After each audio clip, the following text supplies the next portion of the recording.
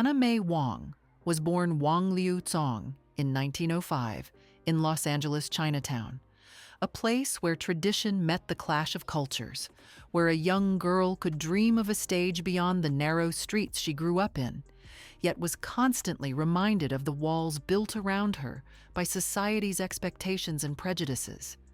From a very early age, Anna May showed a fascination with the arts, often sneaking into theaters to watch films and stage performances, captivated by the glamour and mystery of the silver screen. However, even as a child, she understood the limits imposed upon her by her ethnicity. Hollywood in the early 20th century was a world ruled by white faces and white narratives, where Asian characters were few and almost always filtered through the distorted lens of exoticism and stereotype. The roles available to Asian actors were reductive at best, often embodying harmful tropes such as the submissive lotus blossom or the dangerous dragon lady. Despite these limitations, Anna May Wong pursued acting relentlessly, determined to make her mark in a system that wasn't designed to welcome her. Her first appearances on screen came in the late 1910s, with minor roles often uncredited or heavily marginalized.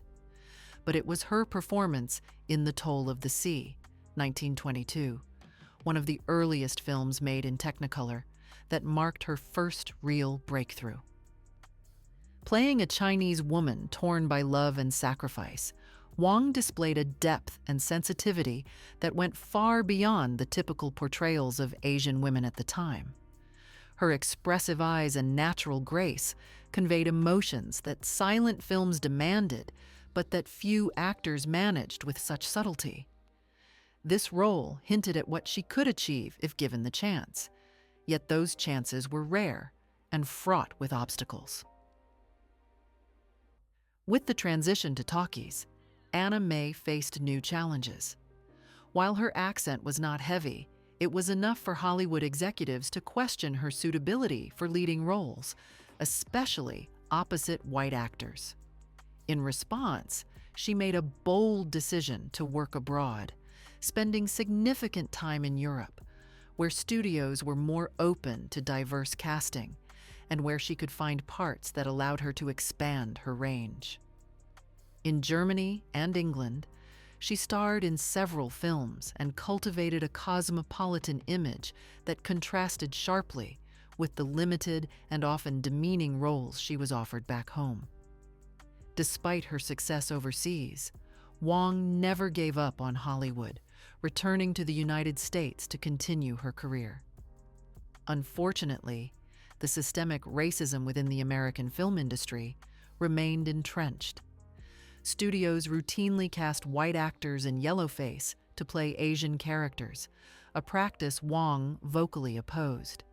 One of the most infamous examples was the casting of Louisa Rayner as Olan in MGM's The Good Earth, 1937, a role many felt Wong was eminently qualified to play. Wong's public disappointment with this decision highlighted the entrenched barriers she faced and the hypocrisy of an industry that celebrated her exotic allure but refused to grant her leading status. Her on-screen roles often perpetuated the very stereotypes she sought to dismantle. Frequently cast as either the seductive and dangerous dragon lady or the tragic and submissive lotus flower, Wong's characters rarely enjoyed the complexity or development given to their white counterparts. She recognized this and refused many roles that she felt demeaned Asian women, a stance that cost her professionally but underscored her commitment to integrity and representation. Off-screen, Anna May Wong was a woman of sharp intellect and broad interests. Fluent in multiple languages and well-traveled, she cultivated a sophisticated persona that transcended the Hollywood image of the exotic other. She was also an outspoken critic of the racial discrimination she encountered, using interviews and public appearances to challenge Hollywood's narrow portrayal of Asians and advocate for more accurate and respectful representation. This advocacy made her a pioneer, not only as an actress, but as an activist for diversity in entertainment. Her personal life reflected the tensions of her public career. Wong's romantic relationships were complicated by the pervasive racism of the era. Her relationship with African-American actor and activist Paul Robeson, for example, was heavily scrutinized and constrained by social taboos and the moral policing of Hollywood. Such interracial relationships were virtually taboo, both on and off screen, forcing Wong to maintain a carefully managed public image that often concealed her true feelings and desires. In terms of fashion and style, Wong was a trailblazer. She crafted a unique aesthetic that blended Eastern and Western elements, often wearing traditional Chinese garments like the cheongsam with a modern sensibility.